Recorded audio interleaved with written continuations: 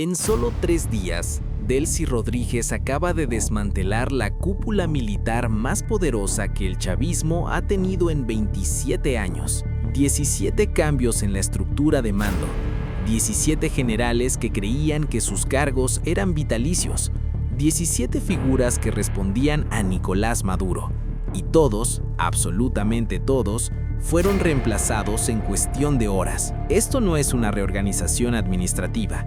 Esto es una purga, y cuando un régimen purga a sus militares más leales, solo hay 2 explicaciones posibles: o está en pánico, o está consolidando un nuevo tipo de poder. Y en el caso de Venezuela, probablemente sean ambas. Empecemos por el cambio más simbólico, el que nadie esperaba y que marca el inicio de algo completamente nuevo. Miércoles 18 de marzo, Delcy Rodríguez publica un breve mensaje en Telegram.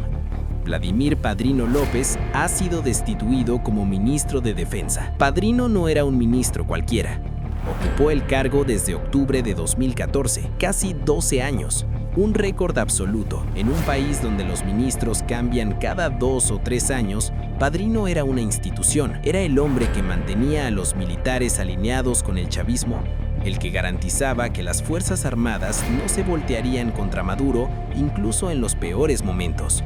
Su reemplazo es Gustavo González López, un nombre que pocos conocían hasta hace 2 meses. González López fue nombrado director de la Dirección General de Contrainteligencia Militar apenas el 6 de enero, días después de que Estados Unidos capturara a Maduro, pero Padrino era solo el principio. Al día siguiente, jueves, Delcy anuncia más cambios, esta vez en toda la estructura de mando militar. 8 comandantes fueron reemplazados simultáneamente, entre ellos Domingo Hernández Lares, el segundo al mando de toda la Fuerza Armada, el comandante general del Comando Estratégico Operacional. Nuevos comandantes en el Ejército, la Armada, la Aviación Militar, la Guardia Nacional y la Milicia Bolivariana. Básicamente, todas las ramas de las Fuerzas Armadas tienen nuevos jefes, personas que no deben su cargo a Maduro, que no tienen historia con el madurismo, que solo responden a Delcy. Y el viernes vino el golpe final. 8 nuevos comandantes para las regiones estratégicas de defensa integral, las REDI. En menos de 72 horas, Delcy Rodríguez desmanteló completamente la estructura de poder que Maduro construyó durante más de una década. Cada general que respondía a él, fuera. Chávez movía piezas gradualmente. Padrino mismo duraba años en su cargo porque Maduro sabía que tocarlo sería demasiado arriesgado. Pero Delcy no tiene esos miedos, o los tiene y decidió que el riesgo de no actuar era mayor. Delcy Rodríguez gobierna bajo presión de Donald Trump, quien dice estar a cargo de Venezuela. Ese es el contexto que nadie puede ignorar. Estados Unidos capturó a Maduro. Estados Unidos puso a Delcy en el poder. Y Estados Unidos está esperando que ella entregue resultados. ¿Qué tipo de resultados? Petróleo, acceso a recursos, apertura económica, control territorial. Y para dar esos resultados, Delcy necesita garantizar que las Fuerzas Armadas no van a resistir, que no van a sabotear, que no van a intentar restaurar a Maduro si algún día regresa.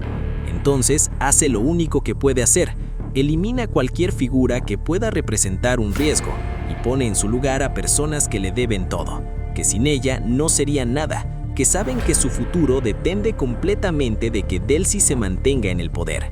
La política en Venezuela parece estar evolucionando hacia un sistema centrado enteramente en Delcy, una especie de delcyismo emergente. Las Fuerzas Armadas en Venezuela son consideradas el pilar del chavismo y no ocultan su politización. Pero no es solo politización.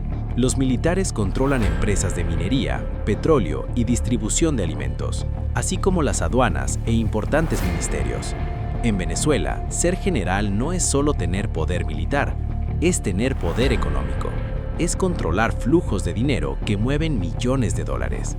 Y ese es precisamente el problema que Delcy está tratando de resolver.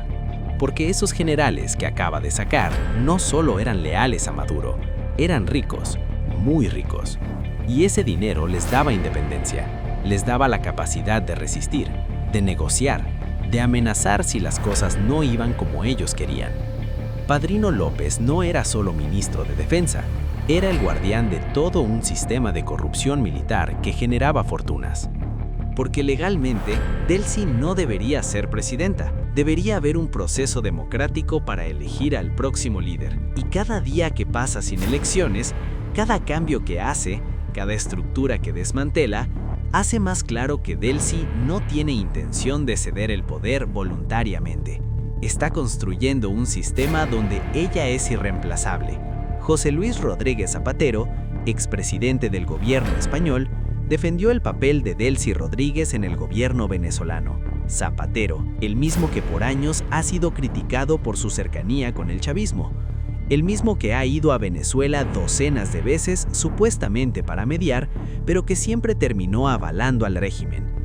Zapatero afirmó que Delcy y su hermano Jorge Rodríguez apoyaron la liberación de presos e intentando que la política de represión no se consumara. Y ahora, esos amigos están en el poder total, que quizás Delcy Rodríguez es más peligrosa que Maduro, no porque sea más cruel, aunque su historial sugiere que puede serlo, sino porque es más efectiva. Maduro era errático, hacía cosas por impulso, se rodeaba de incompetentes, permitía que existieran facciones de poder que competían entre sí, lo cual, paradójicamente, creaba ciertos espacios de negociación. Delcy no comete esos errores, es metódica, planifica, elimina sistemáticamente cualquier centro de poder alternativo y lo hace con una velocidad que asusta.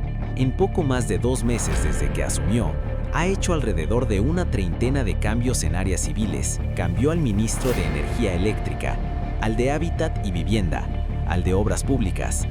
Está desmantelando todo el gabinete de Maduro. Está borrando cualquier rastro del madurismo y lo está haciendo mientras sonríe para las cámaras y habla de reconciliación nacional. Los venezolanos que protestaron contra Maduro, que arriesgaron sus vidas pidiendo democracia, que creían que la caída de Maduro significaría libertad, están viendo cómo se instala algo que podría ser igual o peor.